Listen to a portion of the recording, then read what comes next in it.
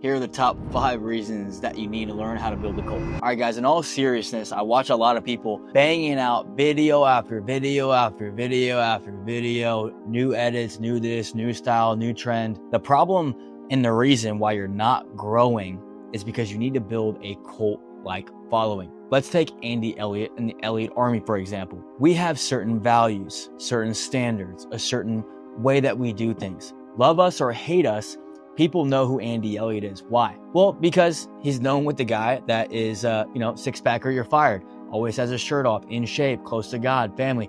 Very strong, polarizing beliefs. I want you to think about this as I'm going through this video. Do you have a certain belief? Do you have a certain character trait?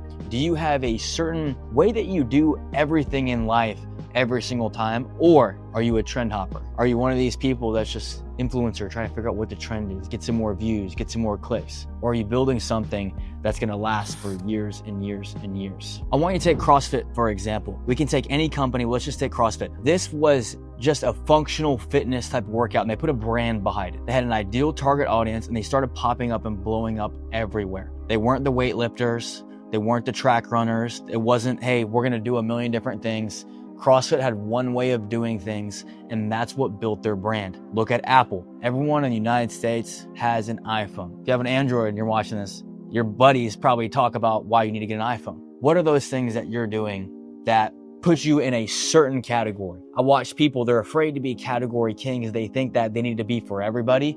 And the reality is when you're for everybody, you're for nobody. So what do I mean? Very easy step. People always talk about who they are for, who their program is for, who their product is for, who their service is for. But what you need to focus on is who is it not for. It's a lot easier to figure out, what do I not like? Who do I not want to be? Who do I not want to be around?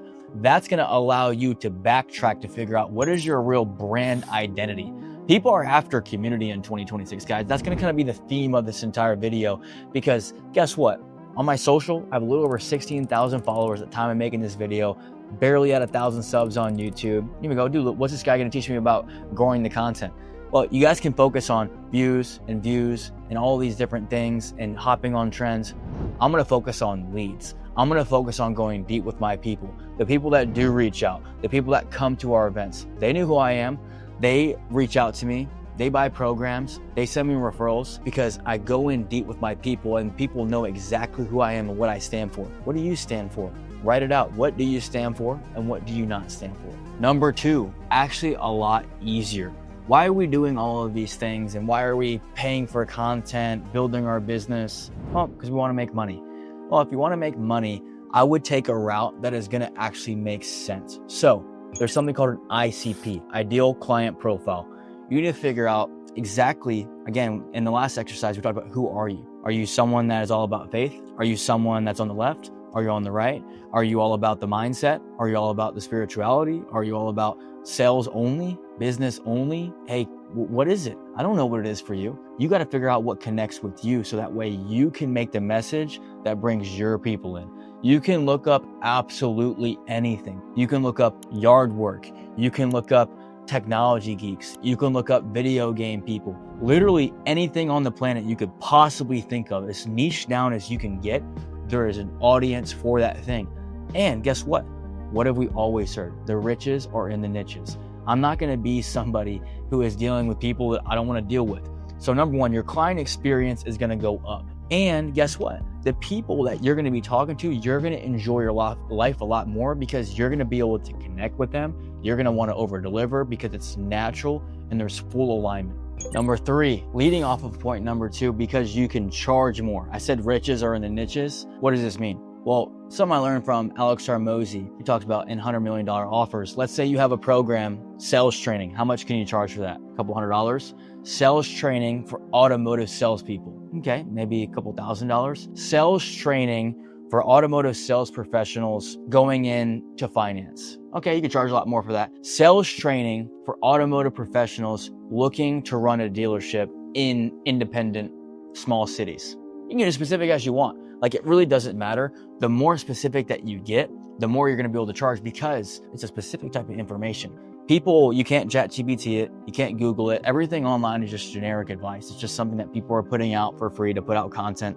But when you really think about it, people have specific problems that they have, and they're looking for specific solutions. And like I said earlier, anything on the internet, people are always like, there is a following for that thing. And if you are in the high ticket space, or you have a program, or you have certain things, the more that you can niche down, it's going to be huge. And by the way, maybe you're a brand that sells cars, or maybe you're a brand that does clothing. You better be out there. You better be someone that's polarizing, because that is what's going to get people to gravitate towards you, because it's called brand identity. Number 4, because you can deliver transformation and not just information. So what does this mean? Well, I want to create loyal customers, loyal people, loyal following. And the only way that you can really do that is thinking about, how is someone going to stay with you for years after they've already bought the same t-shirt, after they've already bought the same pair of Nikes? I bought some of the same pairs of shoes multiple times because I align with the style. I align with something that brings me back to that moment, that ad commercial, that certain thing.